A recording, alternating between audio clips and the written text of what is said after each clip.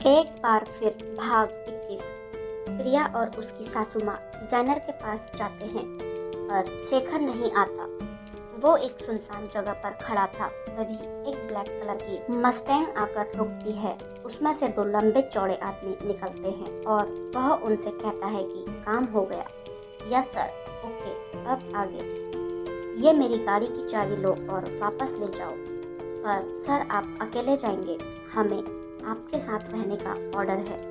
Don't worry, जैसा कहा है वैसा ही करना। वो उसकी गाड़ी में चले गए। शेखर दूसरी गाड़ी लेकर चला गया। निभा प्रिया की सासू माँ के जिद करने पर वापस चली गई। निभा, बेटा तुम भी मेरे लिए प्रिया जैसी हो। कोई भी तकलीफ हो तो बेझिझक हमें बताना।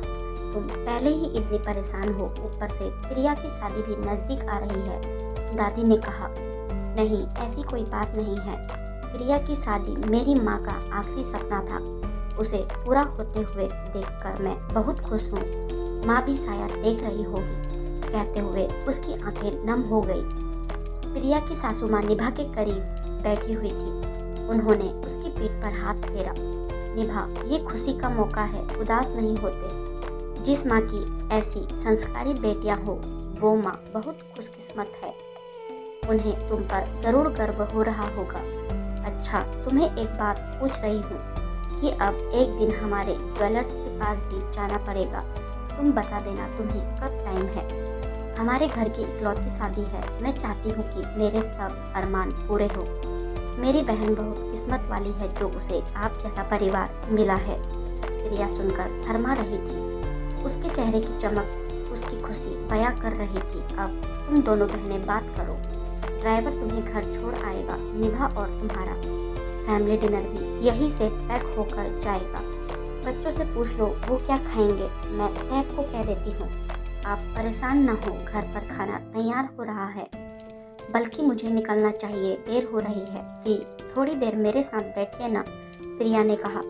वो उसके साथ ऊपर रूम में चली गई। वहाँ उन्हें प्रिया ने कसकर गले लगा लिया। दी, प्लीज गुस्सा थूक दीजिए। सॉरी दी, छोड़ो मुझे, दी ने कहा। मैं तब तक नहीं छोड़ूंगी जब तक आप गुस्सा हैं। अच्छा बाबा, नहीं हूँ गुस्सा, दी ने हंसते हुए कहा। उसने छोड़ दिया। दोनों बहनें खिलखिलाकर हंस पड़ी। तुम कब आओगी, दी बोली। दी, इन्होंने कहा है कि ये ही मुझे आपके घर छोड़ेंगे। बहुत जिद्दी है, नाराज हो गए थे कि तुम यहाँ से क्यों जा रही हो। तो ऐसी बात है, प्यार बढ़ता ही जा रहा है, दी ने हंसते हुए कहा। प्रिया, इस घर में सब बहुत अच्छे हैं। शादी के बाद शिकायत का कोई मौका मत देना। हाँ, सब बहुत अच्छे हैं दी। मुझे देर हो रही है, बच्चे इंतजार कर रहे होंगे। मैं निकलती हूँ। वो दोनों नीचे आ गए। नीचे दादी और शेखर की माँ से मिलकर दी निकल गई। दी के मना करने पर भी प्रिया की सासू माँ ने बहुत सारे गिफ्ट बच्चों के लिए भेज दिए। उधर शेखर एक लंबे सफर के बाद ऊंचाई पर बने एक खूबसूरत बंगले के गेट पर पहुंच चुका था। उसने हॉर्न बजाया। दरबान ने गेट खोल दिया। बंगला हाई सिक्योरिटी से लैस था। वो अंदर दाखिल हुआ। उसने इधर उधर नजरें दौड़ाई। वहाँ उसे कोई नहीं नजर आया। इतने में एक आदमी आया और उसके सामने खड़ा हो गया। गुड इवनिंग सर, क्या यहाँ कोई नहीं है। इतने में एक खूबसूरत लड़की आई और उसे देखकर मुस्कुराते हुए उसके गले से लग गई। हाय डियर, आज तो एक अरसे बाद यहाँ आए हो। शेखर ने एक सरसरी निगाह उस पर डाली और उसे एक तरफ कर दिया। तुम्हारे भाई और पापा कहाँ हैं? पापा तो घर पर हैं और विक्रांत भाई का पता नहीं कहाँ गए हैं। फोन करो उसे और बताओ कि मैं आया हूँ। इतने में एक बूढ़ा आदमी स्टेयर से नीचे उतरा। गोरा रंग, ग्रे हेयर, लंबा कद। उसने ऑफ वाइट कलर का कुर्ता पैजामा पहना हुआ था। गले में सोने की मोटी सी चैन, हाथ में रोलेक्स की घड़ी। कुल मिलाकर चेहरे से रईसी टपक रही थी। ओहो, आज राजशेखर साहब तशरीफ लाए हैं, उसने व्यंग से कहा। वो आकर हॉल में लगे सोफे पर बैठ गया।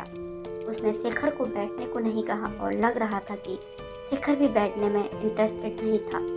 शेखर ने उसे देखते हुए कहा है, कैसे हैं मिस्टर खन्ना? अब हम इतने गैर हो गए हैं कि न कोई आदर न सम्मान। अंकल से सीधे मिस्टर खन्ना पर भेज दिया तुमने।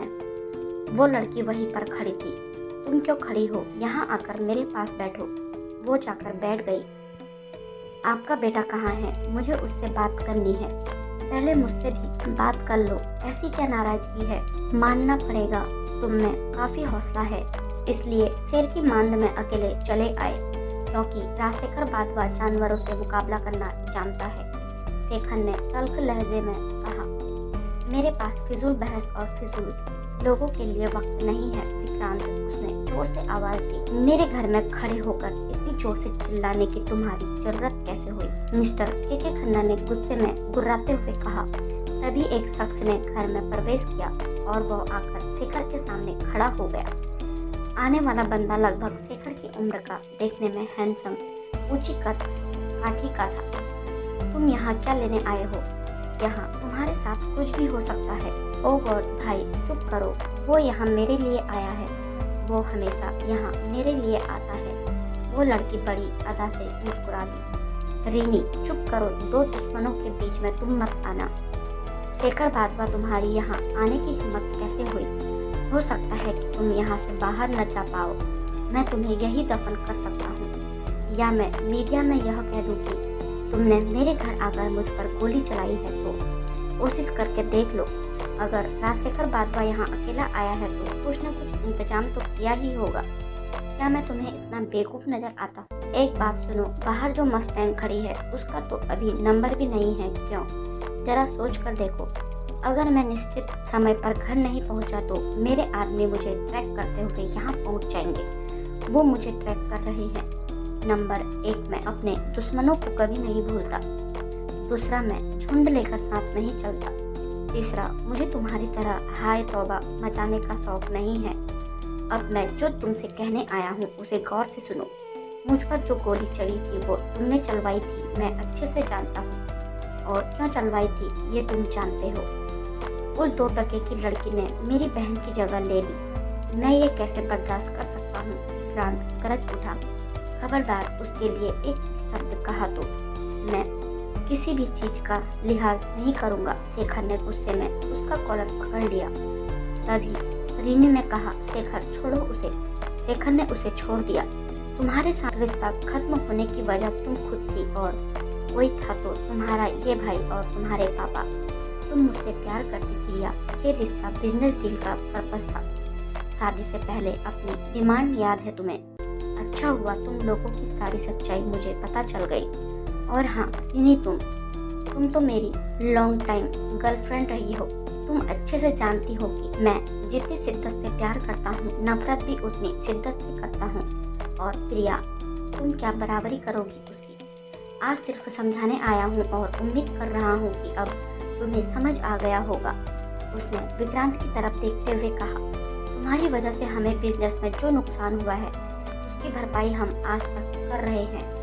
अपनी इस बहन के जरिए हमारे बिजनेस में 50% की पार्टनरशिप का सपना देख रहे थे, लेकिन इसकी वजह से ये सपना टूट गया क्योंकि तुमने इसे हर चाल सिखाई पर सब्र करना नहीं सिखाया।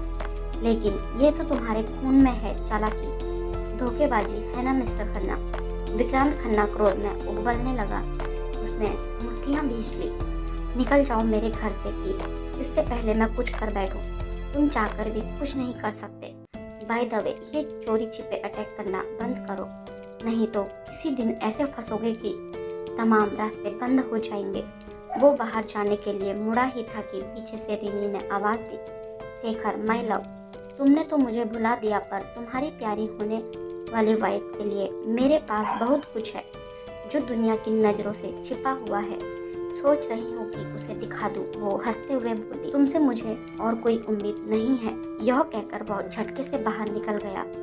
बास्टर्ड, विक्रांत गुस्से से चिल्लाया। भाई अब बस करो, क्यों अपना बीपी हाई कर रहे हो? वो चला गया है, इसे मैं मिट्टी में मिलाकर रहूँगा। इधर शेखर ड्राइव करते हुए रिनी के बारे में सोच रहा था कि कितनी गिरी हुई लड़की है। मैंने तो उसे दिल से चाहा था, बात शादी तक पहुँच चुकी थी। Selfish girl. सोचते सोचते उसका सिर दुखने लगा। घर पहुंचा तो 10 बज चुके थे। डिनर करने का उसका मन नहीं था। वो सीधे अपने रूम में चला गया। उसने अपना फ़ोन ऑन किया तो पापा, मम्मी, प्रिया सबके कॉल थे। वो मम्मी पापा के रूम में गया तो पापा बेहद नाराज़ थे। उन्होंने उसे बुरी तरह डांट दिया। मम्मी ने उससे बात नहीं की। वहाँ से डांट खाकर वह अपने रूम में आया। उसने ब्लेजर उतारकर बेड पर फेंक दिया और आंखें बंद करके लेट गया। यही कोई 15 मिनट तक लेटे रहने के बाद वह उठा।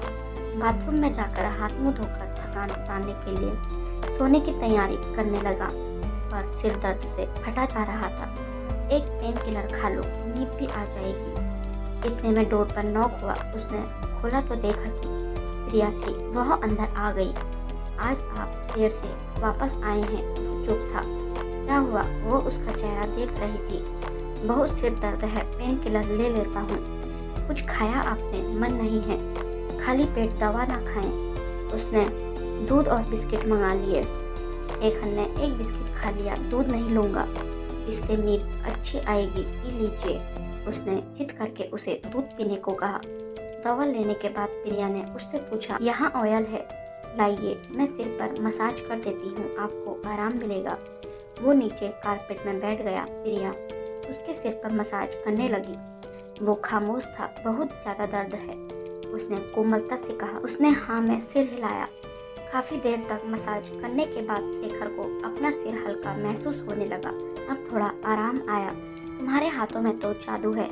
उसने उसके हाथों को अपनी गर्दन के इर्द गिर्द लपेट लिया। थैंक यू मेरी लाइफ में आने के लिए, कहते हुए वो इमोशनल हो गया।